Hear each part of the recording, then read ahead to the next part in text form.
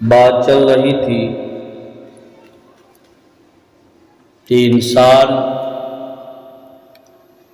نہ تو اپنے مرنے کے بعد فناہ محض کے گھاٹ اتر جاتا ہے، نہ تو اس کو دوبارہ دنیا میں کسی شکل میں ڈھال کر لوٹایا جاتا ہے، بلکہ جب انسان مر جاتا ہے تو اس کی روح ایک ایسے عالم میں منتقل ہو جاتی ہے جو عالم دنیا اور عالم آخرت کے درمیان کا عالم ہے، جسے عالم برزخ کہا جاتا ہے۔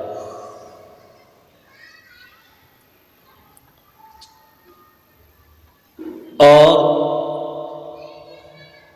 عالم برزخ ایک عالم ہے جس کے بارے میں ہم سب کے آقا سرور کونین حضرت محمد مصطفیٰ صلی اللہ علیہ وسلم نے بتلایا ہے اور سمجھایا ہے کہ جس طرح دنیا ایک عالم ہے،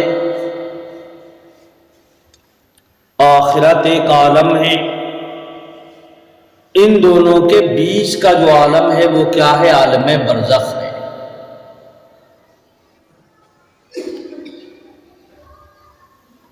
اور ہر مسلمان کا اس پر یقین بھی ہے، اگرچہ یہ عالم ہم سب کو دکھائی نہیں دیتے، عالم برزخ، عالم آخرت ابھی ہم نے دیکھا نہیں، لیکن ہمارے نبی صلی اللہ علیہ وسلم نے ان کے بارے میں بتلایا۔ الذین یؤمنون بالغیب، کہ اللہ نے ایمان والوں کی صفت بیان فرمائی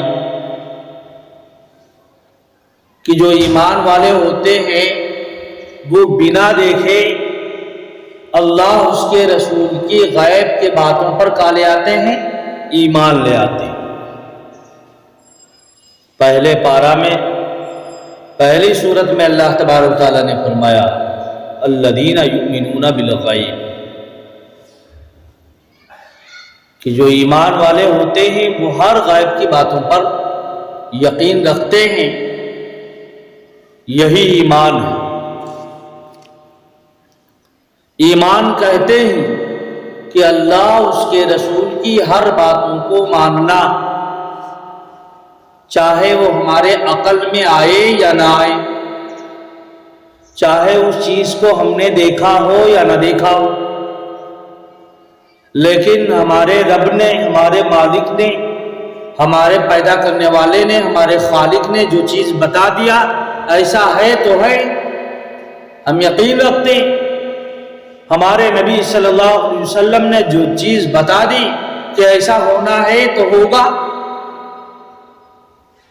ہم کو اس پر ایمان رکھتے ہیں، یقین رکھتے ہیں، اسی کا نام ایمان ہے۔ اور جو اللہ اور نبی کی بتائے ہوئے باتوں پر ایمان نہیں رکھتے، یقین نہیں رکھتے، ان کا ایمان نہیں ہے۔ وہ کہتے ہیں سب ہوائی باتیں ہیں، ہم کو کہیں نہیں دکھائی دیتا ہے یہ سب چیز۔ بہت سارے لوگوں کو اعتراض ہوتا ہے جب اللہ تبارک تعالیٰ اتنے مرحلوں سے ایک انسان کو گزار دیتا ہے جس کو پوری دنیا ماننے پر تلی ہوئی ہے کہ ایک فدکتے ہوئے قطرے سے، ایک پانی سے، ایک ناپاک مرد عورت کے قطرے سے جو کتنے مرحلوں سے چلتا، وہ قطرہ، وہ پانی نہ جانے کتنے دانوں کے اندر تھا، سیب میں تھا، پھل میں تھا، فروٹ میں تھا، انار میں تھا، گیہوں میں تھا، مکئی میں تھا۔ جب انسان کھاتا، اللہ تبارک تعالیٰ نے ان کے اندر یہ پدارتھ پیدا کیا، وہ مادہ پیدا کی، وہ سیمن پیدا کی۔ پھر جب ایک مرد عورت آپس میں ملاقات کرتے ہیں، ایک پانی دوسرے کا پانی ایک میں خلط ملط ہوتا ہے تو اللہ تبارک و تعالیٰ اس قطرے کو ایک لتھڑے کی شکل دے دیتا، پھر اس میں ہڈیاں پیدا کرنے لگتا ہے، پھر اس میں جان پھونک دیتا ہے، پھر ایک چھوٹے سے راستے سے اور اتنا بڑا بچہ اللہ تبارک ثم السبیل یسرا ثم اماتہ فاقبرہ کہ پھر اس کے نکلنے کا آنے کا راستہ کتنا بڑا آسان کر دیتا ہے۔ کیا یہ مناسب تھا؟ ایسا ہو سکتا تھا؟ کیا تصور تھا کہ سوئی کے ناکے سے ایک بڑی چیز کوئی داخل ہو سکتی ہے، نکل سکتی ہے؟ ایک 3 فٹ کا 2 فٹ کا دروازہ ہو اور وہاں سے ہاتھی گزر جائے گا۔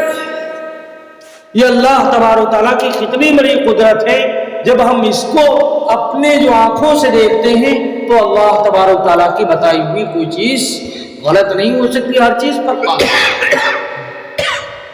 تو انسان مرنے کے بعد اس کو عالم برزخ میں جانا ہے، چاہے اس کو دفن کیا جائے یا نہ کیا جائے، چاہے اس کو جلا دیا جائے۔ ایک سوال پیدا ہوتا ہے نا کہ مسلمان تو اپنے مردوں کو قبر میں دفن کرتے لیکن غیر مسلم تو جلا دیتے، پارسی تو اپنے مردوں میں مسالہ وغیرہ لگا کر کے کہیں دور پہاڑیوں پر رکھ دیتے ہیں، بیابانوں میں رکھ دیتے اور ان کی لاشوں کو چیل کوے کو کھلا دیتے۔ کئی فلائٹ کے اندر فلائٹ کرش ہوا اور اس میں جل کر خاک ہو گئے تو اللہ تبارک و تعالیٰ ان سے کیسے حساب کتاب لے گا؟ یہ ہمارے ذہنوں میں بات آ سکتی ہے، لیکن اللہ تبارک و تعالیٰ جو انسان کو ایک پانی کے قطرے پر پیدا کرنے پر قادر ہے، ان اللہ علی کل شیء قدیر، تو اللہ تبارک و تعالیٰ سارے لوگوں کو چاہے وہ قبر میں دفن کیے جائیں یا نہ کیے جائیں، چاہے وہ آگ میں جلا دیے جائیں، چاہے وہ چیل کووں کو کھلا دیا جائے، چاہے اس کو سمندر کی مچھلیوں کو کھلا دیا جائے، سمندر میں ڈال دیا جائے، لیکن اللہ تبارک و تعالیٰ سب کو عذاب اور ثواب دینے پر قادر ہے۔ ان اللہ علی کل شیء قدیر وربک یخلق ما یشاء ویختار ما کان لهم الخیارہ، کہ پوری دھرتی اور زمین آسمان پر رب کو ہر طریقے سے اختیار، اللہ صرف اتنا کہتا ہے کن فیکون، بس اس کو کہنا ہوتا ہے اور وہ چیز فوراً اپلبدھ ہو جاتی ہے۔ اس کے ذرے ذرے پر بادشاہ، کائنات پر بادشاہ ہے، وہ مالک الملوک ہے، وہ ملک الملوک ہے۔ اس نے انسانوں کو پیدا کیا اور اس کے اندر کائنات کو پیدا کیا، کائنات میں پائی جانے والی ساری چیزوں کو پیدا کیا، تو اللہ تبارک تعالیٰ تو ساری چیزیں اللہ کے قبض تصور میں اور اختیار۔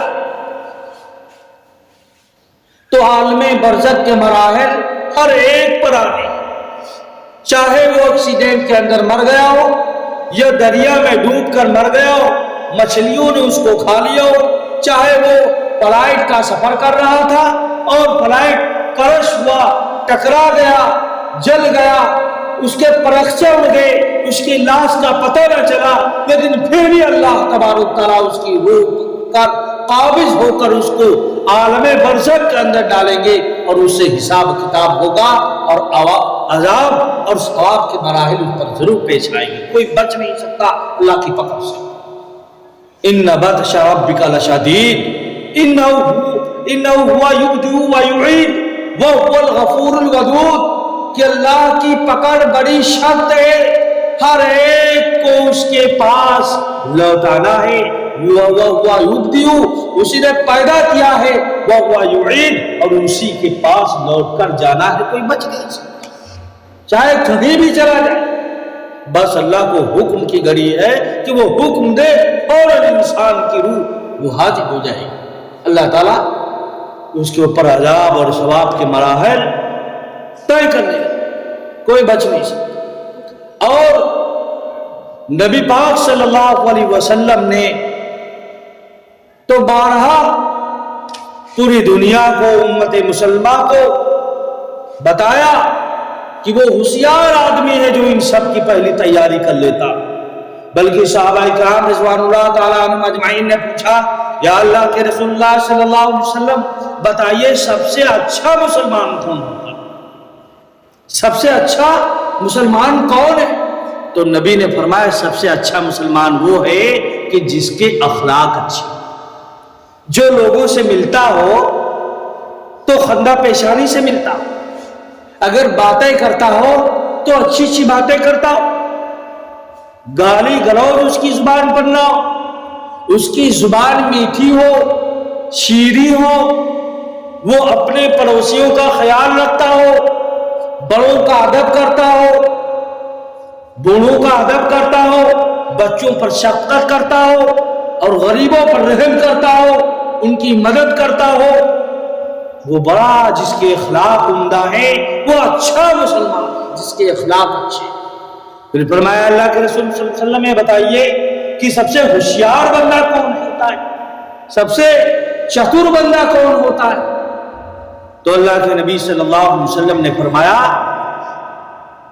کہ ذکرا للموت اخطب ذکرا للموت و استعدادا للموت، کہ سب سے چتر سب سے ہوشیار بندہ وہ ہوتا ہے جو موت کی تیاری کرتا اور موت کو سب سے زیادہ یاد کرتا ہے، سب سے چتر بندہ، سب سے ہوشیار.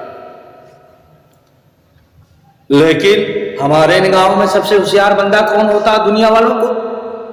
کہ جو جس کا حق زیادہ دبا لیتا ہے اور زیادہ حق دبا کر کے وہ دنیاوی اعتبار سے ترقی کرتا ہے، وہ سب سے زیادہ کیا ہوتا ہے؟ ہوشیار سمجھا جاتا ہے. ارے اس سے زیادہ مہا بیوقوف دنیا میں کوئی ہے ہی نہیں، کہ وہ بھی یقین رکھتا ہے کہ اس کو بھی ایک دن مرنا ہے، یہاں سے جانا ہے. وہ اپنے آپ کو تو ہوشیار سمجھتا ہے لیکن اس سے مہا بیوقوف ہے ہی نہیں کہ اس نے خود نہ جانے اپنے ہاتھوں سے کتنے جنازے اٹھائے ہوں گے، اپنے رشتہ داروں کو اپنے ہاتھوں سے نہ جانے کتنے لوگوں کو منو مٹی میں دفن کیا ہوگا، لیکن اس کو خیال نہیں آتا کہ مجھ کو بھی جانا ہے. وہ اس غفلت میں پڑا ہوا ہے، وہ دھوکے میں پڑا ہوا ہے، وہ ہوشیار نہیں ہے، وہ بہت زیادہ بیوقوف اسٹوپٹ ہے. اگر انٹیلیجنٹ اور ہوشیار چتر ہوتا تو یہ سب چیز نہ کرتا، وہ ہاتھ بھی نہ لگاتا، کہتا نہ بھائی نہ، 1 روپیہ کے خاطر، تھوڑی سی چیز کی خاطر، دنیا کی تھوڑی سی لذت اور دنیا کی تھوڑی سی آرام کی خاطر میں اپنی آخرت کو اور ابدالآباد کی زندگی کو تباہ نہیں کروں گا. جہاں صرف ایک دن 50,000 سال کا ہوتا ہے اور یہاں 100 سال بھی زندہ رہوں گا تو 2.5 سیکنڈ کے لیے میں ہزاروں سال کی زندگی میں تباہ برباد نہیں کروں گا. اگر ہوشیار آدمی ہوگا تو اپنی موت کو، اپنی آخرت کو سب سے پہلے سامنے رکھے گا. اسی وجہ سے آقا کریم صلی اللہ علیہ وسلم نے فرمایا کہ استعدادا للموت وآخر ذکرا للموت، سب سے چتر چالاک انسان تو وہ ہوتا ہے جو سب سے زیادہ موت کو یاد رکھتا ہے اور موت کی تیاری کرتا ہے، وہ سب سے زیادہ چتر. لیکن جو سمجھتے ہیں ہم بہت بڑے ہوشیار ہیں، لوگ کہتے ہیں وہ بیوقوف نہ ہوتا تو آج اس کے پاس اتنا تھا وہ بھوکے نہ مرتا. اگر اتنا ہوشیار ہوتا وہ بندہ تو اپنی دولت کو فلاں میں لگاتا، فلاں کاروبار و دھندا کرتا تو آج کہاں سے کہاں پر ہوتا. لیکن اس کو جماعت ہی سے نہیں چھٹی ملتی، بس اٹھا لیا بوریا بستا اور چل دیے، تو کہاں سے ترقی کرو. ایک ہمارے رشتہ دار تھے، وہ تحصیل میں بیٹھتے رہے، لہر پور میں، نام لینا مناسب نہیں، تو وہ وکیل ہیں، اللہ تبارک تعالیٰ نے ان کو دے دیا. اور ایک ان کا چھوٹا بھائی ہے، وہ جماعت کا کام کرتا، تبلیغ کا کام کرتا. تو جب بات چلی تو کہنے لگے ارے وہ بیوقوف آدمی، وہ ہر وقت باہر ہی پڑا رہتا، جو جماعت میں جائے گا تو ترقی کہاں سے کرے گا. وہ سمجھتے وہ بیوقوف ہے اور میں بہت ہوشیار. وہ تو وہاں پتہ چلے گا کہ کون بیوقوف تھا کون ہوشیار تھا.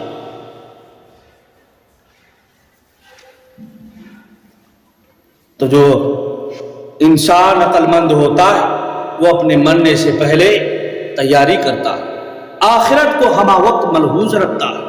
جب آخرت کو ہمہ وقت ملحوظ رکھے گا تو الٹے سیدھے کام نہیں کرے گا۔ اگر کسی کا بھی 1 روپیہ بقایا ہوگا تو اس کے اندر فکر سوار ہو جائے، کیا ایسا تو نہیں کہ میں مر جاؤں اور مقروض ہو کر مروں اور قیامت کے دن یہ میرے نیکیاں، اگر تھوڑی بہت کچھ نیکیاں بھی لے کر جاؤں تو یہ سوال کر لے گا، اس کی اپنی نیکیوں سے حصہ دینے پڑے گا۔ اگر نیکیاں نہ ہوں گے تو اس کے گناہ میرے سر پر لاد دیے جائیں گے۔ اگر آخرت کی فکر ہوگی بندے کے پاس تو ایسا کام نہیں کرے گا۔ اللہ کے نبی صلی اللہ علیہ وسلم کے پاس کچھ اوقیہ آئے تھے، پیسے آئے، لیکن موقع نہ ملا ان کو خرچ کرنے کا، وہ رکھ کر سو جاتے۔ رعایا کا پیسہ تھا، قوم کا پیسہ تھا۔ اب نبی پاک صلی اللہ علیہ وسلم کو رات کو نیند نہیں آ رہی، بہت بے چین ہے، بار بار اٹھ رہے، چل رہے، پھر رہے۔ حضرت عائشہ صدیقہ رضی اللہ تعالیٰ عنہ فرماتی ہے، اے اللہ کے رسول صلی اللہ علیہ وسلم، آپ کو تو میں بڑی بے چینی میں دیکھتا ہوں، اے اللہ کے رسول صلی اللہ علیہ وسلم کون سی دقت، کیا پریشانی لاحق ہو گئی؟ تو آقا کریم صلی اللہ علیہ وسلم فرماتے، اے عائشہ، میرے پاس فلاں جگہ سے پیسے آئے تھے، کچھ اوقیہ آئے تھے، مجھے موقع نہ ملا کہ میں ان کو خرچ کر دوں، قوم پر بانٹ دوں، تقسیم کر دوں۔ اب مجھے یہ خیال ستا رہا ہے، میرے ذہن میں یہ بات آ رہی ہے کہ قوم کا پیسہ میرے پاس رکھا رہے اور میں ان کے مستحقین تک ان کا حق نہ پہنچا سکوں، اور ایسا نہیں کہ میں رات میں میری روح پرواز ہو جائی، میری موت ہو جائی، میں مر جاؤں، تو اللہ کے دربار میں کیا جواب دوں گا؟ ایک نبی جو بخشایا وہ نبی جس کے لیے جہنم اور جنت میں جانے کا کوئی آدمی اپنے ذہن میں یہ بات لا سکتا ہے کہ نبی کی توفیل میں، انہی کی صدقہ توفیل میں پوری دنیا کو اللہ تبارک تعالیٰ نے بنایا۔ ایک ایک سانس جو ہم لیتے ہیں، ایک ایک سانس کو تن و تن اپنے پھیپھڑوں میں جو لے جاتے ہیں، وہ حضرت آقا کریم صلی اللہ علیہ وسلم کی پیدائش کا صدقہ ہے۔ پھر اس نبی کا یہ حال تھا، ہمارا و آپ کا کیا حال؟ تو اللہ کے نبی صلی اللہ علیہ وسلم فرماتے، حضرت براء ابن عازب رضی اللہ تعالیٰ عنہ ایک صحابی، وہ کہتے ہیں کہ انصاری صحابی کا انتقال ہو گیا تو قبر بنانے میں کچھ دیر ہو گئی، تو اللہ کے نبی صلی اللہ علیہ وسلم ایک کنارے بیٹھ گئے، اور اللہ کے نبی صلی اللہ علیہ وسلم ایسے بیٹھے کہ لگ رہا تھا بڑا غمگین ہے، بڑی حسرت کے ساتھ، افسوس کے ساتھ۔ تو صحابہ اکرام بھی خود بیٹھ گئے قریب۔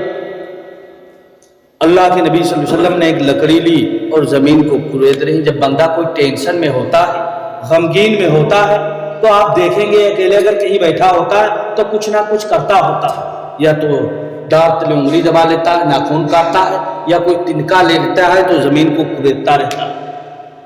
اس سے پتہ چلتا ہے کہ اللہ کے نبی صلی اللہ علیہ وسلم بڑی فکر کے اندر بیٹھے تھے۔ حضرت براء ابن عازب رضی اللہ تعالیٰ عنہ فرماتے، تو کہنے لگے ہم جتنے صحابہ تھے، انبیاء علیہ السلام کے ارد گرد بادب بیٹھ گئے۔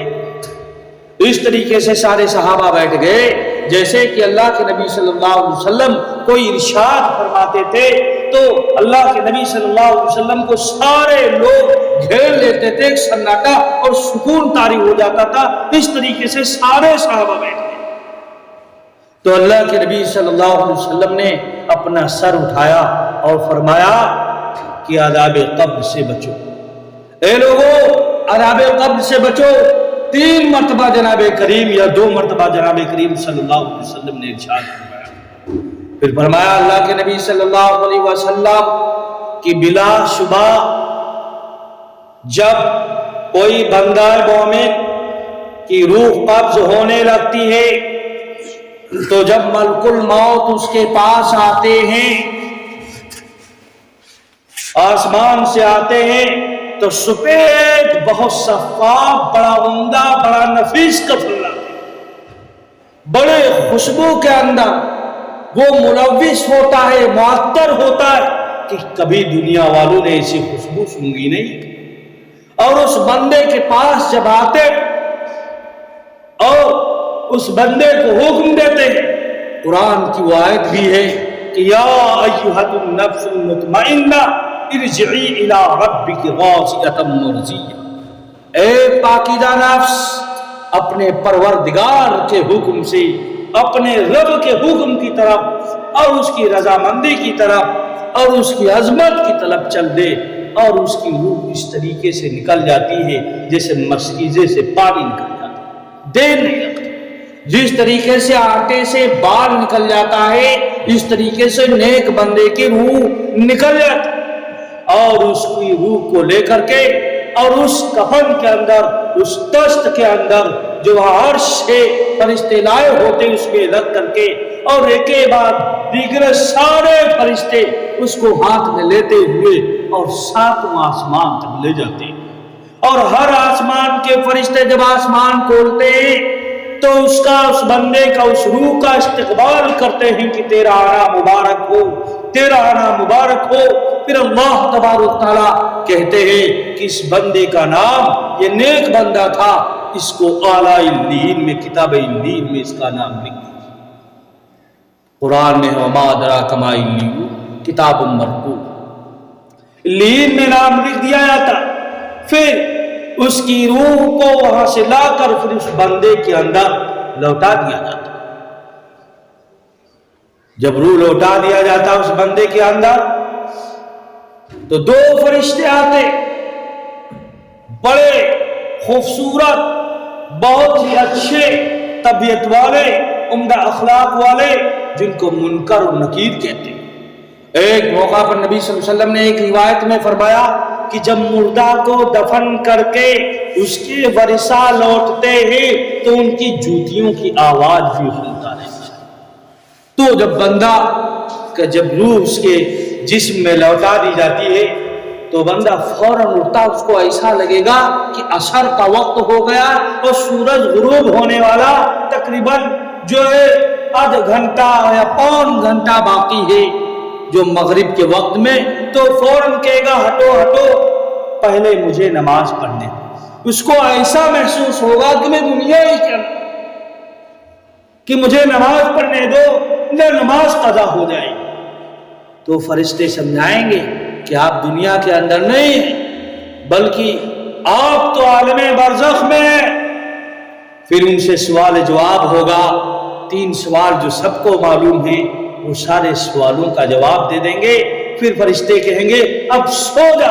جس طریقے سے دلہن سوتی ہے، اس کے ہمسایہ کے علاوہ کوئی نہیں جگاتا، اس دن پہلی رات اسی طریقے سو جا، اور وہ بندہ سو جائے گا، قیامت تک اس کو پتہ ہی نہیں چلے گا، بڑی عیش و آرام کے اندر، اور اس کی قبر حد نگاہ کشادہ ہو جائے گی۔ مختصر میں، اور نبی پاک صلی اللہ علیہ وسلم نے پھر فرمایا جب فاجر بندہ جائے گا، فاسق بندہ جاتا ہے، کافر بندہ کی روح جب ملک الموت نکالنے آتے ہیں تو ایک سڑا سا بہت گندا بدبودار ٹاٹ لے کر آتے ہیں، اور اس کی روح کو جب نکالنا شروع کر دیتے ہیں تو اس کو اتنی تکلیف ہوگی، وہ روح پورے جسم میں بھاگی بھاگی پھرتی ہے، لیکن حضرت ملک الموت حضرت اسرائیل علیہ السلام زبردستی اس کی روح کو نکالتے ہیں، تو ایسی اس کو روح نکلتی ہے جس طریقے سے ایک ریشمی چادر ایک بیلجھری پر،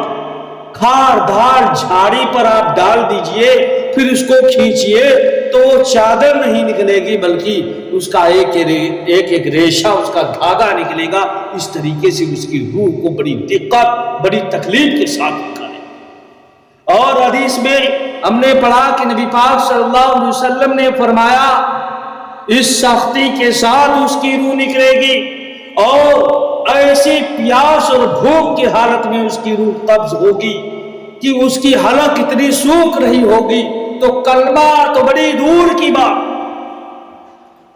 بڑا وہ پریشان ہوگا، وہ آتش جیسے اس کو استسقاء کی بیماری ہو گئی ہوگی، اگر پورا سمندر بھی اس کو پلا دیا جائے تو اس کو یہ پیاس کی شدت سے بچا نہیں سکتا۔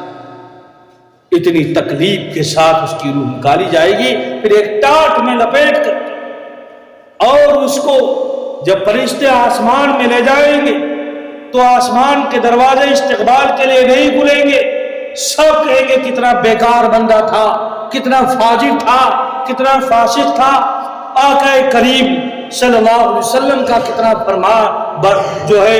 نافرمان بندہ تھا، لے جاؤ یہاں سے، جو میرے اللہ کا نہ ہوا، میرے نبی کا نہ ہوا تو میں اس کو نہیں جانتا ہوں۔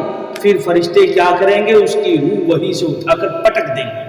اللہ کہیں گے اس کو کتاب سجین میں لکھ دیجیے، جو سب سے نچلا طبقہ ہوتا ہے عالم برزخ کا۔ پھر اس کی روح اس کے جسم میں جب لوٹا دی جائے گی، فرشتے اس کو جگائیں گے، اتنا خوفناک منظر ہوگا کہ دیکھ کر کے اس کی ہوا سڑک جائے گی، اور وہ کراہے گا اور کہے گا یا لیتنی کنت ترابا، کہے گا ہاں ادری ہاں لا ادری، ہائے افسوس میں نہیں جانتا کہ میرے ساتھ یہ آنے والا۔ پھر اس کو قبر اس طریقے سے دبوچے گی کہ حدیث میں آتا ایک پسلیاں دوسرے پسلی میں گھس جائیں گی، اور نبی نے اپنی انگلیوں کے اس طریقے سے ایک دوسرے میں داخل کر کے بتایا ایسی گھس جائیں گی۔ اور عذاب دینے کے لیے اس کے اوپر ایک اندھا اور بہرا فرشتہ مسلط کر دیا جائے۔ جب وہ گنگا ہوگا، جب بہرا ہوگا تو اس کو کچھ نہیں سنائی دے گا۔ ایک ہنٹر اتنی تیز مارے گا کہ ایک ہی ہنٹر میں وہ 70 گز زمین میں دھس جائے گا، پھر اپنے آپ اوپر آئے گا۔ یہی سلسلہ اس کے ساتھ جاری رہے گا۔ اور بہت سے نبی کریم صلی اللہ علیہ وسلم نے عالم برزخ کے بڑے سخت ترین عذاب بتائے ہیں۔ یہی وجہ ہے کہ حضرت عثمان غنی رضی اللہ تعالیٰ عنہ جب کسی قبر کو دیکھتے تھے تو اتنا روتے تھے کہ ان کی داڑھی مبارک آنسو سے تر ہو جاتی تھی۔ اسی وجہ سے اللہ کے نبی نے فرمایا انما القبر روضۃ من ریاض الجنہ او حفرۃ من حفر النار، کہ قبر جنت کے باغوں میں سے ایک باغ ہے یا جہنم کے گڑھوں میں سے ایک گڑھا ہے۔